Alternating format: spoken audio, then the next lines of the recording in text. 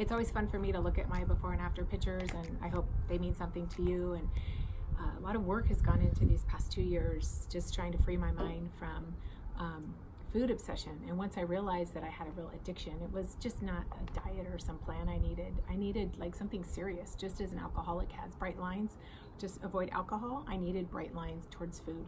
So I set up food boundaries and parameters, and no sugar, no flour, 3 meals a day in measured portions, 4 bright lines that I stick to, and was able to lose quite a bit of the weight.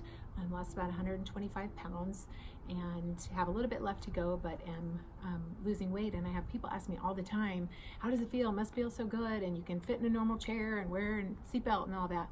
That's all great. I love that stuff. And I have a ton of non-scale victories, that I could share.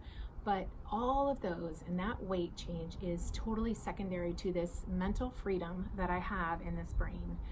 And you can't see it by looking at me. We can't see what people are thinking and what they go through. But it was a real mental bondage and hellish at times of the obsession and food thoughts. So I did a before and after of my brain that I'd like to share with you. And this is it, and I'll have a picture up. But the thoughts that were in my head prior were shame, fear, disgust, chains, gorged, constant food chatter, mental torture, bondage, afraid, guilt, consumption, binge, constricted, cluttered, misery, addiction, huge, overeating, hopeless, desperation, gluttony, mental exhaustion. I was exhausted from thinking about food thoughts and what I was going to do about it all the time.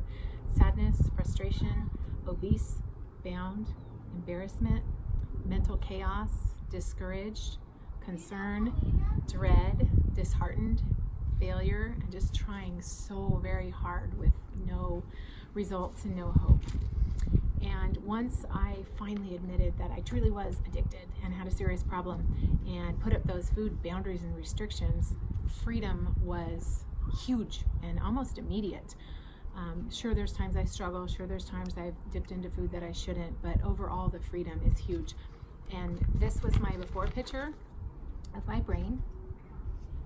And my after is truly, truly freedom, clarity, order, and relief.